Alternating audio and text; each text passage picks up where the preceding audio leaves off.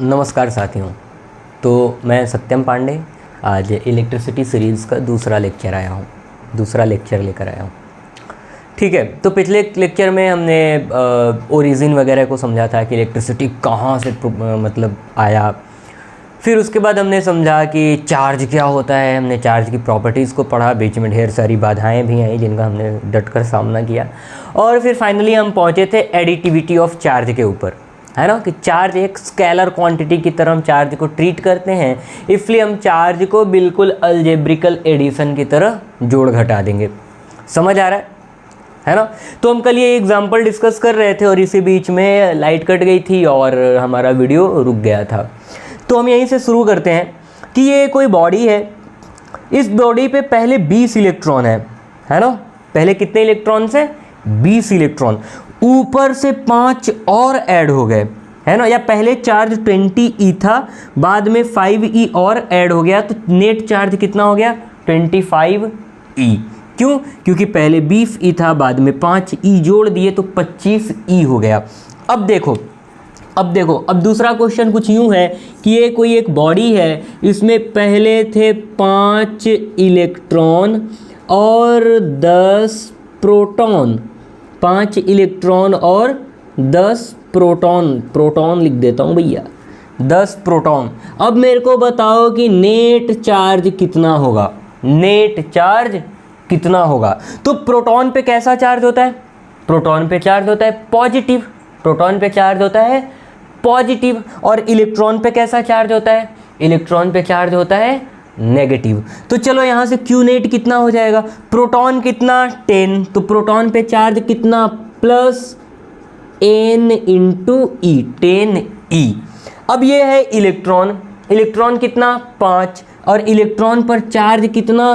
Plus n का मतलब 5, और चार्ज कितना? Minus E। कितना भाई? Minus E। तो नेट चार्ज कितना हो गया? 10E माइनस 5E, यानी कि 5E हो गया नेट चार्ज। तो हम चार्ज को क्या करेंगे? ऐसे जोड़ देंगे। ठीक है, तो यहाँ बात हमारी थोड़ी सी ख़त्म हो रही है। प्रॉपर्टीज़ की बात ख़त्म हो गई, बाकी हम चार्ज पे थोड़े से न्यूमेरिकल्स कर लेते हैं और फिर उसके बाद हम स्टार्ट करेंगे इलेक्ट्रिक करंट। चलो भाई,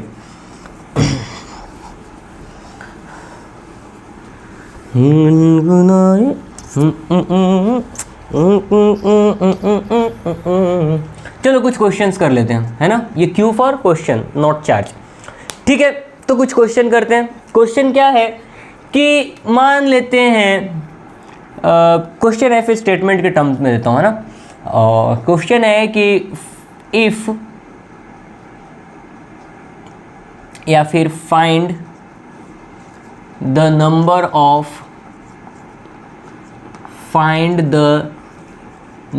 of electrons flowing in a conductor in 2 seconds if total charge passing through the conductor is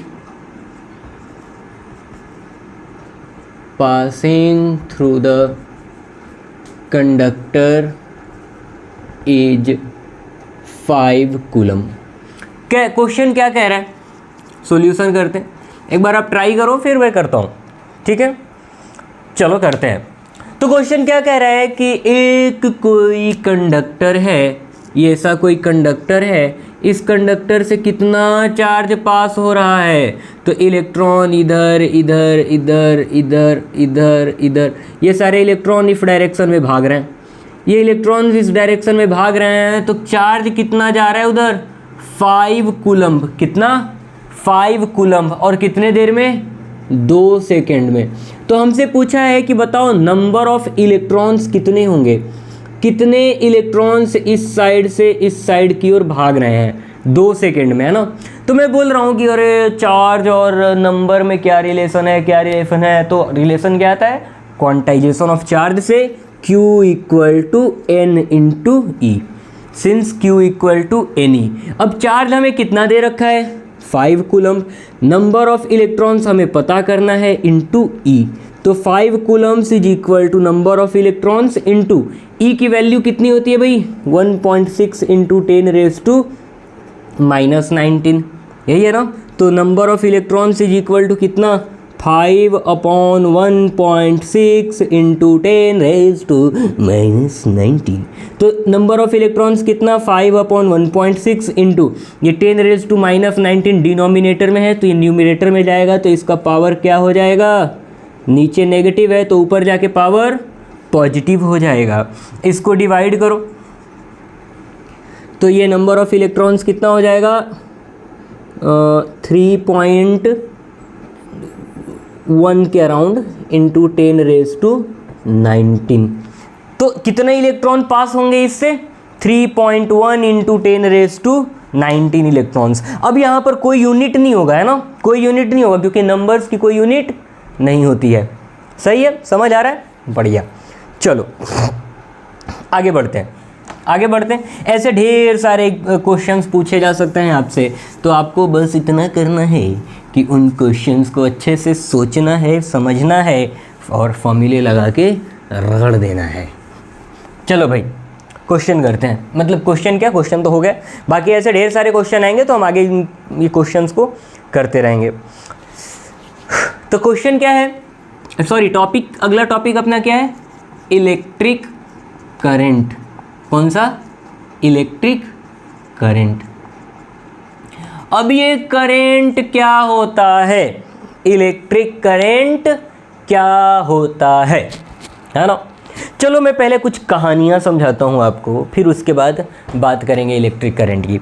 तो कहानी कुछ यूँ है कि मान लो एक कंडक्टर है। कंडक्टर क्या होता है, ऐसा कोई सब्सटेंस जो हीट को और इलेक्ट्रिसिटी को कंडक्ट करे। कंडक्ट करने का मतलब क्या है, पास करे, है ना। जैसे आयरन एक साइड में गर्म करते हैं तो उसका दूसरा साइड भी गर्म हो जाता है, इसका मतलब हीट क्या हुआ, पास हुआ। उसी तरह सारे मेटल्स की अगर बात करें, एक साइड में गर्म करोगे तो दूसरा साइड भी गर्म हो जाता है, यानी हीट पास करता है। बिल्कुल वैसे ही करंट भी, जैसे मान लो एक आयरन है, लोहा है, लोहा के एक साइड पे तार चिपकाओ और दूसरे साइड से छुओ तो बाल खड़े हो जाएंगे, है ना। मतलब इसका मतलब क्या है कि करंट क्या हो रहा है, पास हो रहा है। तो जिससे भी करंट और हीट पास हो उसको क्या बोलेंगे, कंडक्टर, और पास नहीं हो तो इंसुलेटर, जैसे कि प्लास्टिक, वुड एक्सेट्रा, है ना।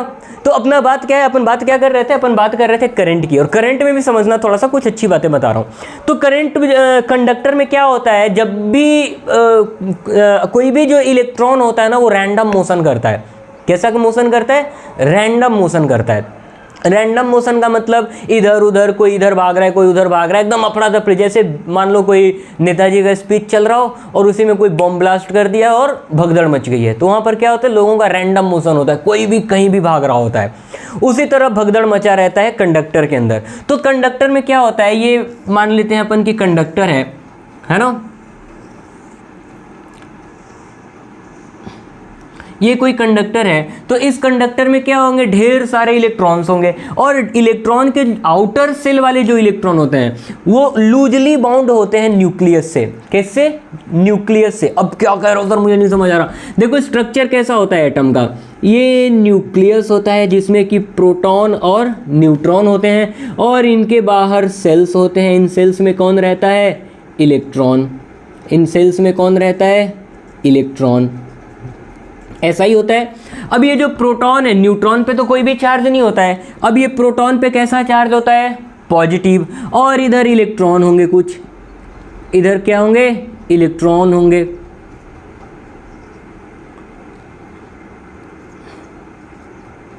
इधर क्या होंगे, इलेक्ट्रॉन होंगे। ऐसे ही इधर भी इलेक्ट्रॉन्स होंगे।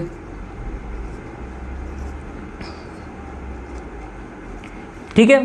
तो ये प्रोटॉन है, अंदर न्यूक्लियस में प्रोटॉन है, यानी कि न्यूक्लियस पॉजिटिवली चार्ज्ड है, और बाहर वाले इलेक्ट्रॉन्स, ये सारे जो इलेक्ट्रॉन्स हैं ये क्या हैं, नेगेटिवली चार्ज्ड हैं। और हमें पता है, हमने पिछले क्लास में भी पढ़ा है कि जो अपोजिट चार्जेस होते हैं वो क्या करते हैं, अट्रैक्ट करते हैं, है ना। अनलाइक चार्जेस क्या करते हैं, अट्रैक्ट करते हैं, और लाइक चार्जेस रिपेल करते हैं। तो ये न्यूक्लियस पॉजिटिव चार्ज और इलेक्ट्रॉन नेगेटिव चार्ज। अब ऐसा होता है कि दोनों एक दूसरे को क्या करते हैं, अट्रैक्ट करने लगते हैं। अब जिस पर ये न्यूक्लियस ज़्यादा फोर्स लगाएगा उसको पकड़ के रखेगा, उसको बाहर जाने नहीं देगा। तो यहाँ पर न्यूक्लियस ने क्या करा है, इस इलेक्ट्रॉन को और इस इलेक्ट्रॉन को खूब ढेर सारा फोर्स से एकदम जकड़ के रखा है। अब ये जैसे जैसे इलेक्ट्रॉन दूर होते जाएंगे इस न्यूक्लियस का पकड़ कमज़ोर होता जाएगा। तो यहाँ पर इफ़ ये इलेक्ट्रॉन सबसे पास है इस न्यूक्लियस के, तो ये न्यूक्लियस इसको खूब जोर से पकड़ा है। अब ये वाला इलेक्ट्रॉन दूर है, इस सेल वाले जो भी इलेक्ट्रॉन है ये क्या है, न्यूक्लियस से थोड़े दूर हैं, तो इस पर इनके कंपैरिजन में कम फोर्स लगेगा। लेकिन ये वाला बाहर वाला तो सबसे दूर है, तो बाहर वाला पर फोर्स सबसे कम लगेगा।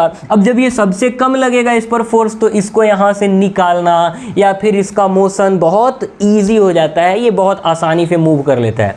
तो यही होता है कि आउटर सेल के जो इलेक्ट्रॉन होते हैं, ये वाला सेल जो बाहर वाला सेल है, इस पर न्यूक्लियस का पकड़ कम होता है, और न्यूक्लियस का पकड़ कम होने की वजह से ये क्या करता है, ये फ्रीली मूव करता है। क्या करता है भाई, फ्रीली मूव करता है। तो अगर ये कंडक्टर है तो इसमें ये इलेक्ट्रॉन कोई इधर भाग रहा है, कोई इलेक्ट्रॉन इधर भाग रहा है, कोई इधर भाग रहा है ना, कोई इधर भाग रहा है, कोई इलेक्ट्रॉन इधर भाग रहा है, कोई इधर भाग रहा है। तो ये एकदम बिल्कुल रैंडम मोशन कर रहे हैं। कैसा मोशन कर रहे हैं, रैंडम मोशन, पता ही नहीं है कौन किधर जाएगा, सब इधर उधर जैसे तैसे भाग रहे हैं। तो जब ये रैंडम मोशन कर रहे होते हैं तो इनकी एवरेज वेलोसिटी क्या होती है, या एवरेज स्पीड वेलोसिटी की ही बात कर रहे हैं, तो इनकी एवरेज वेलोसिटी क्या होगी, 0 हो जाएगी। क्यों, क्योंकि मान लो एक इधर जा रहा है तो दूसरा इधर जाएगा, एक इधर जा रहा है तो कोई दूसरा इधर जाएगा, एक इधर जा रहा है तो कोई एक होगा इलेक्ट्रॉन जो इधर जाएगा। तो इधर वाले को इधर वाले ने काट दिया, इधर वाले को इधर वाले ने काट दिया।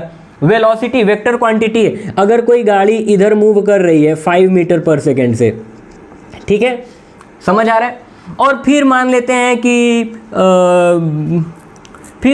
हैं कि दूसरी गाड़ी है जो इधर मूव कर रही है, कितने से, 5 मीटर पर सेकेंड से।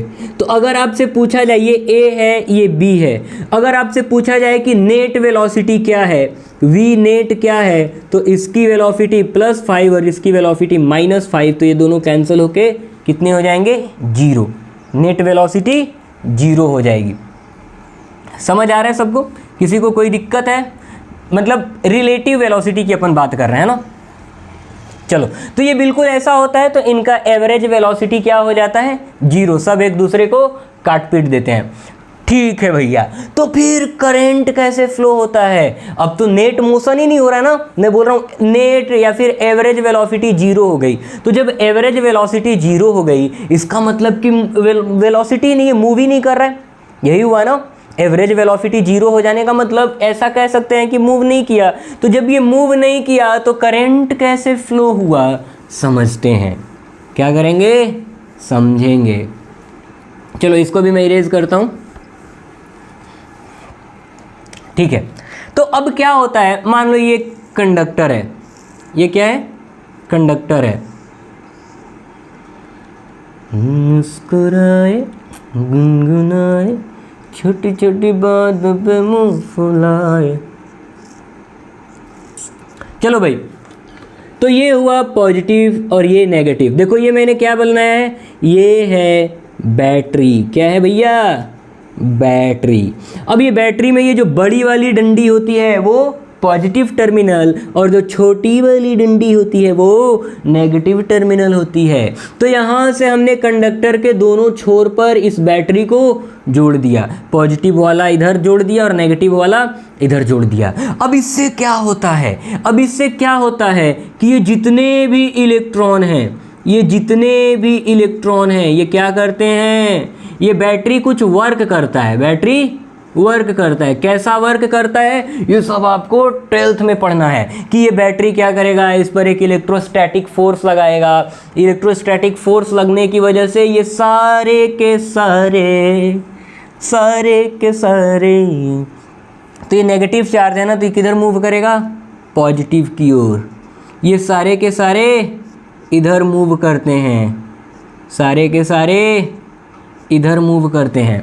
तो ये सारे इलेक्ट्रॉन, पहले कैसा था, रैंडम मोशन हो रहा था, पहले रैंडम मोशन हो रहा था। जो ही हमने बैटरी को अटैच किया तो बैटरी ने इन सारे चार्ज पर वर्क किया। कैसा वर्क, एक फोर्स लगाया, जिस फोर्स को हम क्या बोलते हैं, इलेक्ट्रोस्टैटिक फोर्स। वो फोर्स क्या किया, ये नेगेटिव चार्ज को, इलेक्ट्रॉन है, इलेक्ट्रॉन पे कैसा चार्ज होता है, नेगेटिव, तो वो नेगेटिव चार्ज को इधर पॉजिटिव की ओर खींच रहा है, नेगेटिव चार्ज को पॉजिटिव की ओर खींच रहा है, और वो फोर्स सबको एक डायरेक्शन में अलाइन कर दिया है। तो क्या अब एवरेज वेलोसिटी जीरो है? नहीं। क्यों नहीं? क्योंकि सारे एक ही डायरेक्शन में फ्लो कर रहे हैं, तो एवरेज वेलोसिटी जीरो नहीं होगी। तो ये सारे के सारे इलेक्ट्रॉन क्या करेंगे, ऐसे ऐसे ऐसे ऐसे ऐसे ऐसे सर्किट में मूव करते रहेंगे। क्या करेंगे, सारे के सारे इलेक्ट्रॉन सर्किट में मूव करेंगे। चलो ठीक है, तो करंट का डेफिनीशन क्या होता है, करंट होता क्या है, इलेक्ट्रिक करंट। तो इलेक्ट्रिक करंट होता है rate of flow of charge is known as, क्या बोलेंगे इसको, rate of flow of charge को क्या बोलेंगे भैया, rate of flow of charge is known as electric current. कितना चार्ज फ्लो कर रहा है, रेट का मतलब एक सेकेंड में, यूनिट टाइम में। तो यूनिट टाइम में कितना चार्ज फ्लो कर रहा है उसको हम क्या बोलेंगे, इलेक्ट्रिक करंट। एक सेकेंड में कितना चार्ज फ्लो कर रहा है उसको, एक सेकेंड में जितना चार्ज फ्लो कर रहा है उसको हम क्या बोलेंगे, इलेक्ट्रिक करंट। तो इसका फॉर्मूला क्या बना, मान लेते हैं कुछ टी टाइम में क्यू चार्ज फ्लो कर रहा है ना, 2 सेकेंड, 10 सेकेंड, 20 सेकेंड, 40 सेकेंड, 2 घंटे, उतने टाइम में कितना फ्लो कर रहा है, क्यू चार्ज। तो यूनिट टाइम में कितना फ्लो करेगा, Q by T. Unit time में कितना फ्लो करेगा, क्यू बाई टी। और यूनिट टाइम में कितना चार्ज फ्लो करेगा उसको हम क्या बोलते हैं, करंट। तो आई, करंट को हम किससे रिप्रेजेंट करते हैं, आई। किससे रिप्रेजेंट करते हैं भैया, आई से। तो आई इक्वल टू कितना हो जाएगा, क्यू डिवाइडेड बाई टी। तो फॉर्मूला क्या निकल के आया करंट का, तो current is equal to charge upon time. Current equal to charge upon, ये डब्बा टेढ़ा हो गया रे, तो current equal to charge upon time. हाँ अब लग रहा ना सुंदर, ठीक है। अब ये जो करंट है, इलेक्ट्रिक करंट, ये कैसी क्वांटिटी है, तो मैंने बताया था कि एक टेंसर क्वांटिटी होती है। कैसी क्वांटिटी होती है, टेंसर क्वांटिटी। लेकिन क्या हम टेंसर पढ़ते हैं अभी, नहीं। तो फिर कैसी क्वांटिटी बोलेंगे इसको, स्केलर क्वांटिटी। कैसी क्वांटिटी भैया, स्केलर क्वांटिटी, स्केलर क्वांटिटी। अब इसकी एसआई यूनिट बता दो मेरे को कितनी होगी, इसकी एसआई यूनिट कितनी होगी। देखो एसआई यूनिट लिखने का सबसे सिंपल तरीका, किसका एसआई यूनिट लिखना है, करंट का। तो करंट के फॉर्मूले के पास पहुंचो। तो हम जो ही करंट के फॉर्मूले के पास पहुंचे तो फॉर्मूला क्या कह रहा है, I equal to Q upon T. तो क्यू अपॉन टी यानी कि चार्ज का यूनिट क्या होता है, कूलम्ब, और टाइम की यूनिट क्या होती है, सेकेंड। तो कूलम्ब पर सेकेंड क्या होगा, इसका एसआई यूनिट होगा, इसका यानी कि इसका करंट का। इसी को हम एक और नाम देते हैं, क्या नाम देते हैं, एम्पियर, और उसको ए से रिप्रेजेंट करते हैं। तो अगर आपको एसआई यूनिट कोई पूछे करंट का तो आप क्या बताओगे, कूलम्ब पर सेकेंड या फिर एम्पियर, कूलम्ब पर सेकेंड या फिर एम्पियर। अरे भाई मजा आ गया, भाई मजा आ गया। अब कोई क्वेश्चन पूछ दे कि डिफाइन करो कि 1 एम्पियर क्या होता है, डिफाइन 1 एम्पियर। तो यार मेरे को एक बात बताओ, ये करंट 1 कब होगा, ये 1 एम्पियर कब होगा, जब मैं चार्ज को भी 1 कूलम्ब कर दूं और टाइम को भी 1 सेकेंड कर दूं। जब ये दोनों 1 बाई 1 होंगे तभी तो ये 1 होगा। तो 1 कूलम्ब कब होगा, सॉरी 1 एम्पियर कब होगा, तो इसका आंसर होगा, इसका आंसर होगा कि इट इज द, या फिर if the charge if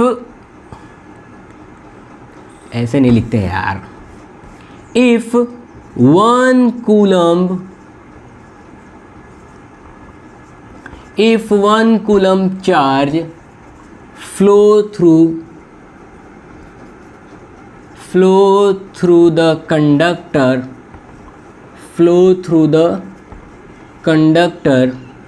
in 1 second, then the current is said to be 1 ampere. Current को 1 एम्पियर कब बोलेंगे भैया? अरे करंट को 1 एम्पियर हम कब बोलेंगे? जब चार्ज मतलब 1 सेकेंड में अगर 1 कूलम्ब चार्ज फ्लो करता है तो उसको हम क्या बोलते हैं? 1 एम्पियर। क्या बोलेंगे? 1 एम्पियर। चलो यहाँ तक तो बात हो गई, यहाँ तक की बात हो गई। मैं टाइम देख लूँ थोड़ा। ठीक है, अभी आधा घंटा और 10 मिनट और पढ़ सकते हैं। चलो, तो ये इलेक्ट्रिक करंट हो गया, मैंने 1 एम्पियर भी डिफाइन कर दिया। अब बात करते हैं डायरेक्शन ऑफ इलेक्ट्रिक करंट। ये सब मिटाते हैं, सब।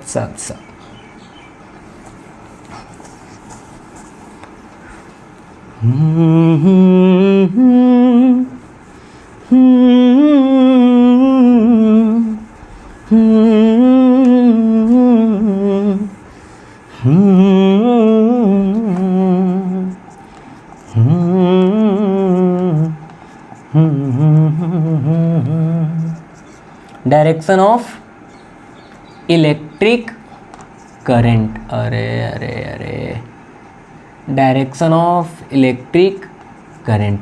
अब मैं बोल रहा हूं कि करंट का डायरेक्शन क्या होगा? अरे करंट का डायरेक्शन, इसका मतलब करंट की यूनिट 1 एम्पियर। अभी आप डायरेक्शन भी बताओगे तो मैग्नीट्यूड 1 एम्पियर। अब डायरेक्शन भी बताने वाले हो, मतलब करंट के पास मैग्नीट्यूड भी है और डायरेक्शन भी है। इसका मतलब इसको तो वेक्टर क्वांटिटी होना चाहिए था। इसका मतलब करंट को कैसी क्वांटिटी होना चाहिए था? वेक्टर। लेकिन क्या ये वेक्टर है? नहीं, आपने तो बताया स्केलर है। लेकिन क्यों? मैंने नहीं बोला स्केलर है, मैंने क्या बोला कि ये ना तो वेक्टर है ना ही स्केलर है। ये क्या है? टेंसर। लेकिन अभी हमें टेंसर पढ़ना नहीं है, इसलिए इसको हम स्केलर बोलते हैं। क्यों? क्योंकि इसके जो एडिशन वगैरह होते हैं वो स्केलर जैसे होते हैं, है ना। चार्ज वगैरह के जो एडिशन होते हैं वो स्केलर्स जैसे होते हैं, एल्जेब्रिकल एडिशन फॉलो करता है। इसलिए हम बोलते हैं कि चलो स्केलर है, स्केलर मान के पढ़ लेते हैं अभी, है ना। बाकी इसके पास डायरेक्शन है लेकिन वेक्टर नहीं है। चलो ठीक है, आगे बढ़ते हैं। तो डायरेक्शन ऑफ इलेक्ट्रिक करंट। अब इसके पीछे भी एक कहानी है। क्या कहानी है? पुराने टाइम पे जब ये इलेक्ट्रिसिटी वगैरह का इजाद हुआ होगा, उस टाइम पे क्या हुआ था? लोगों को पता ही नहीं था कि ये इलेक्ट्रॉन फ्लो करता है। लोगों को पता ही नहीं था कि ये इलेक्ट्रॉन के फ्लो होने की वजह से करंट फ्लो हो रहा है। तो लोगों को क्या पता था? तो लोगों को पता था कि प्रोटॉन के फ्लो की वजह से करंट फ्लो होता है ना। लोगों को ऐसा लग रहा था कि ये जो करंट फ्लो हो रहा है ना, वो इलेक्ट्रॉन की वजह से नहीं हो रहा है। किसकी वजह से हो रहा है?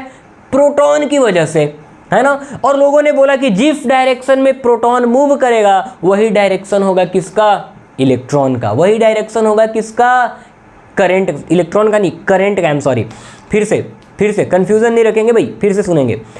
लोगों को पहले क्या लगता था कि ये जो करंट फ्लो कर रहा है वो किसके मोशन की वजह से फ्लो कर रहा है? प्रोटॉन के मोशन की वजह से। और जिस डायरेक्शन में प्रोटॉन मूव करेगा उसी डायरेक्शन में करंट भी मूव करेगा। समझ आ रहा है? लेकिन टाइम चलता गया और उसके बाद लोगों को क्या पता चला? और ये भाई साहब, ये तो करंट प्रोटॉन के फ्लो की वजह से आ ही नहीं रहा है। किसके फ्लो की वजह से आ रहा है? इलेक्ट्रॉन की फ्लो की वजह से। तो इसका मतलब कि हमने जो भी सोचा था क्या वो सब गलत है? हाँ, गलत है। तो क्या सबको चेंज करें? अरे भाई, चेंज करेंगे तो बहुत लफड़ा हो जाएगा। तो क्या करें? चलो बोल देते हैं कि वो वाला जो हमने करंट माना था वो कन्वेंशनल करंट बोल देंगे उसको। क्या बोल देंगे? Conventional current. क्योंकि हमने बोला था कि पॉजिटिव चार्ज की मोशन की वजह से वो करंट आ रहा है, और वो बात तो हो गई गलत। अब पूरा चेंज करेंगे तो पूरा हमारा डायरेक्शन पूरा मतलब फिजिक्स ही चेंज करना पड़ेगा। इलेक्ट्रिसिटी का। तो क्या करते हैं, कुछ मत करो, बोल दो कि वो कन्वेंशनल करंट है, उसी डायरेक्शन में करंट फ्लो कर रहा है ना। हालांकि इलेक्ट्रॉन किधर फ्लो कर रहा है, इस डायरेक्शन में, और वो बोलेंगे कि करंट इस डायरेक्शन में फ्लो करेगा। क्यों, मैं बताऊंगा, है ना। क्योंकि पॉजिटिव चार्ज इधर फ्लो करेगा। क्यों पॉजिटिव चार्ज उधर फ्लो करेगा, देखो पॉजिटिव चार्ज, ये मान लो पॉजिटिव चार्ज है। अब पॉजिटिव चार्ज किसको देख के अट्रैक्ट होगा, नेगेटिव को। तो ये पॉजिटिव इधर देख के अट्रैक्ट हुआ, तो ये पॉजिटिव वाले सब किधर भागेंगे, इधर। सारे पॉजिटिव वाले किधर भागेंगे, इधर। और इस डायरेक्शन में जो करंट आता उसको हम क्या बोल दिए, उसको हम बोल दिए कन्वेंशनल करंट। इसको हमने क्या बोला, कन्वेंशनल करंट। इसको हमने बोल दिया भाई कन्वेंशनल करंट। अच्छा, मतलब कि इलेक्ट्रॉन इधर नहीं फ्लो कर रहा है, इलेक्ट्रॉन किधर फ्लो कर रहा है, इधर। लेकिन पहले के लोग ऐसा समझे थे कि ये करंट आता है प्रोटॉन के फ्लो की वजह से, तो चलो इधर ही करंट का डायरेक्शन होगा। जो बात झूठी हो गई, फिर उन्होंने कहा कि नहीं, अब चेंज करने की जरूरत नहीं है, इसी को हम कन्वेंशनल करंट बोल देते हैं, ठीक है। तो फिर इलेक्ट्रॉन के फ्लो करने की वजह से जो करंट आएगा उसको क्या बोलेंगे, तो इलेक्ट्रॉन इधर फ्लो कर रहा है, तो इसको हम क्या बोले, इलेक्ट्रॉनिक करंट। क्या बोले भाई, इसको बोला हमने इलेक्ट्रॉनिक करंट, ठीक है, समझ आ रहा है। तो सबसे पहले हम लिख भी लेते हैं कि ये कन्वेंशनल करंट क्या होता है। Conventional current, oh my God, ये बातें तो बहुत गहरी होती जा रही हैं। तो अब हम क्या पढ़ने वाले हैं, कन्वेंशनल करंट। तो कन्वेंशनल करंट क्या होता है, the current produced into the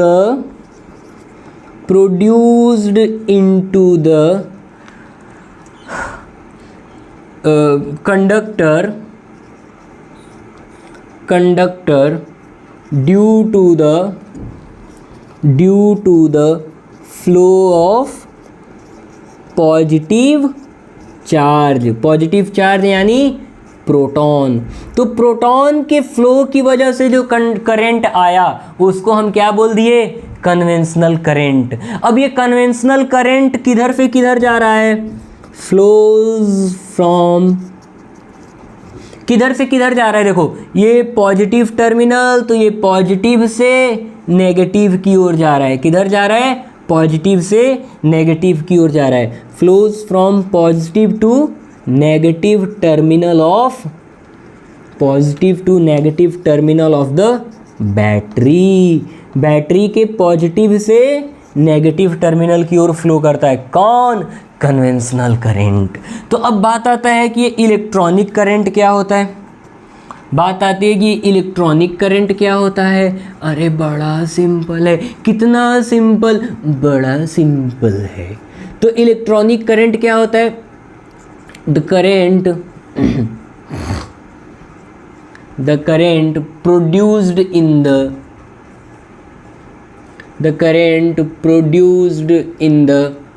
conductor due to the flow of electrons, तो इलेक्ट्रॉन के फ्लो की वजह से जो करंट आएगा उसको हम क्या बोलेंगे, इलेक्ट्रॉनिक करंट। क्या बोलेंगे भाई, इलेक्ट्रॉनिक करंट। अब ये इलेक्ट्रॉनिक करंट किधर से किधर जा रहा है, किधर से किधर जा रहा है, ये देखो ऐसा जा रहा है। तो इधर क्या है, नेगेटिव, तो ये किधर से किधर, नेगेटिव से पॉजिटिव की ओर, नेगेटिव से पॉजिटिव की ओर। तो किधर से किधर फ्लो कर रहा है, flows from negative to positive terminal of the battery, ठीक है।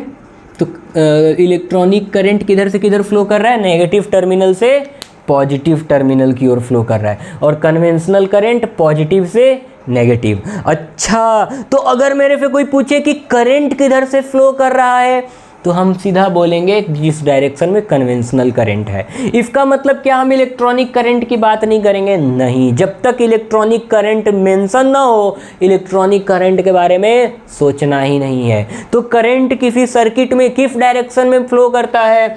पॉजिटिव डायरेक्शन से नेगेटिव डायरेक्शन में, पॉजिटिव डायरेक्शन से नेगेटिव डायरेक्शन में, पॉजिटिव से नेगेटिव, बड़ा वाला पॉजिटिव, छोटा वाला नेगेटिव, बड़ा वाला पॉजिटिव, छोटा वाला नेगेटिव। सही है, समझ आया यहाँ तक? चलो यहाँ तक की बातें समाप्त करते हैं।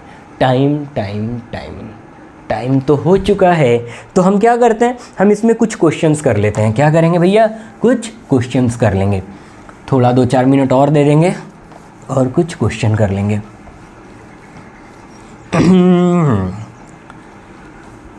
छुपाना भी नहीं आता। चलो आगे बढ़ते हैं। आगे बढ़ते हैं। क्वेश्चन, ये कंडक्टर है, ये क्या है? एक कंडक्टर है। इसमें जो चार्ज फ्लो कर रहा है वो है 5 कूलम्ब और जो टाइम लग रहा है इस चार्ज को फ्लो करने में वो है 2 सेकेंड। यानी कि 2 सेकेंड में 5 कूलम्ब का चार्ज फ्लो कर रहा है। तो आप मुझे बताओ, ये पॉजिटिव है नेगेटिव, आप मुझे बताओ पहला पार्ट कि करेंट कितना होगा, कितना करेंट होगा। दूसरा पार्ट कितने चार्ज फ्लो करेंगे, नंबर ऑफ चार्ज फ्लोइंग कितने इन द सर्किट में कितने चार्ज फ्लो करेंगे। तो चलो सॉल्यूशन भी कर लेते हैं, सॉल्यूशन क्या होगा? देखो अपने से क्या पूछा है? करंट, चार्ज दे रखा है और टाइम दे रखा है। तो हमें क्या, अच्छा ये बोल रहा है कि 2 सेकेंड में 5 कूलम्ब चार्ज फ्लो करता है, 2 सेकेंड में 5 कूलम्ब चार्ज फ्लो करता है। तो 1 सेकेंड में कितना फ्लो करेगा? वही करंट होगा। तो हम तो देख के बोल सकते हैं यार 2 सेकेंड में 5 तो 1 सेकेंड में 2.5 है ना, 1 सेकेंड में 2.5 कूलम्ब फ्लो करेगा। तो करंट कितना हुआ? 2.5 एम्पियर, 2.5 एम्पियर। तो हमें पता है सिंस I = Q/T, तो I = Q की वैल्यू 5 कूलम्ब, टाइम 2 सेकेंड्स, यानी कि कितना 5/2 कूलम्ब पर सेकेंड, यानी कि करंट कितना आया? 2.5 कूलम्ब पर सेकेंड या फिर 2.5 एम्पियर। समझ आ रहा है? चलो ये तो हो गया भैया करंट। अब बात करते हैं दूसरे पार्ट का। दूसरे पार्ट में क्या बोल रहा है? नंबर ऑफ चार्ज फ्लोइंग, कितना चार्ज फ्लो करेगा।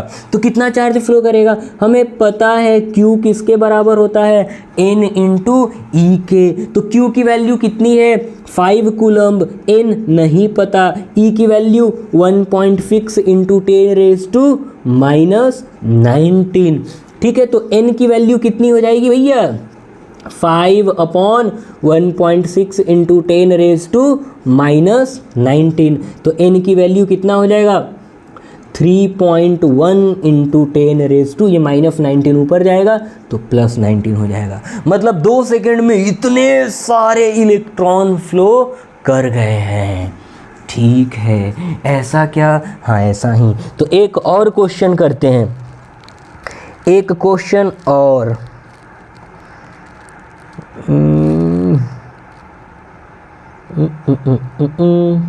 चलो, पता नहीं वो नहीं मिल रहा है क्वेश्चन, ठीक है खुद से ही करते हैं। अरे मान जाओ। तो ये कोई कंडक्टर है,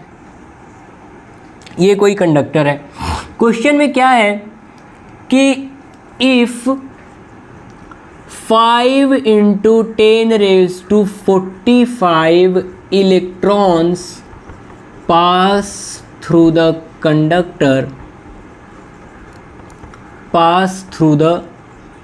conductor in 2 minutes, then find the current passing through the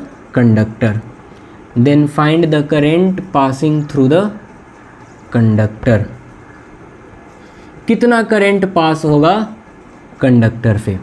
चलो सॉल्यूशन कर लेते हैं। तो मेरे को दिया हुआ है नंबर ऑफ इलेक्ट्रॉन्स, कितने पास हो रहे हैं 5 × 10⁻45, और कितने देर में पास हो रहे हैं 2 मिनट में। अभी मिनट एसआई यूनिट है क्या? नहीं है, तो किस में कन्वर्ट कर लें इसको? एसआई यूनिट में। तो 1 मिनट में कितना सेकेंड? 60 सेकेंड, तो 2 × 60 सेकेंड्स यानी कि 120 सेकेंड्स। अच्छा, तो क्या आप अब करना क्या चाह रहे हो? मैं तो करंट निकालने वाला हूँ। तो करंट निकालने के लिए क्या क्या चाहिए? I = Q/T, यानी कि हमें चार्ज चाहिए। तो चार्ज कैसे निकालें? N दे रखा है, नंबर ऑफ इलेक्ट्रॉन्स, एक इलेक्ट्रॉन पर कितना चार्ज, 1.6 × 10⁻19 हो गया। तो हमें पता चल रहा है Q = Ne वाला फॉर्मूला लगेगा। तो कितना चार्ज होगा? तो नंबर ऑफ इलेक्ट्रॉन्स 5 × 10⁻45 इंटू एक इलेक्ट्रॉन पर चार्ज 1.6 × 10⁻19, यानी कि 16 × 5, 1.6 × 5, तो ये 8 हो गया, इंटू 10⁻, ये +45 और ये -19, बेस सेम है तो पावर ऐड हो जाएंगे। तो ये 8 इंटू ये कितना हो जाएगा? 10⁻6 और 2, 10⁻26 कूलम्ब। कितने चार्ज पास होंगे भैया? 8 × 10⁻26 कूलम्ब्स। तो बताओ करंट कितना होगा? करंट कितना होगा? तो I = Q/T। तो Q की वैल्यू कितनी है? 8 × 10⁻26 डिवाइडेड बाई टाइम कितना लग रहा है? 120 सेकेंड्स। ध्यान से देखो तो मैं इस कूलम्ब, ये भी SI यूनिट में चार्ज भी पुट किया हूँ और टाइम भी SI यूनिट में पुट किया हूँ। यूनिट तो बहुत इम्पोर्टेंट है भैया। तो 4 × 2 = 8 और ये कितना हो जाएगा? 30। तो ये 2 से ये 15 बार में गया, है ना। तो करंट कितना आया? 1/15 × 10⁻26 एम्पियर। बाकी आप इसको सॉल्व कर लो, है ना, इसको सॉल्व कर लो और फिर जो भी यहाँ पावर वगैरह का एडजस्टमेंट है वो कर लो। ठीक है, तो आज हमने इलेक्ट्रिक करंट को भी ख़त्म कर दिया है ना। मैं उम्मीद करता हूँ कि आपको सारी चीज़ें बहुत अच्छे से समझ आई होंगी। मेरा विश्वास मानिए, अगर आप अच्छे से नोट्स प्रिपेयर करेंगे, खुद से लिखेंगे, क्वेश्चन को पॉज करके सॉल्व करेंगे, तो एकदम चकाचक हो जाने वाला है आपका पूरा फिजिक्स। ठीक है, बाकी हम बहुत अच्छे से एकदम सब्जेक्ट की गहराई तक जाके पढ़ने की कोशिश करते हैं। मैं अपनी पूरी ऊर्जा लगाता हूँ, मैं कोशिश करता हूँ कि एक एक बात आपको अच्छे से समझा दी जाए। तो आपने मुझे सुना, आपका बहुत बहुत आभार, धन्यवाद। मिलते हैं अगली क्लास में।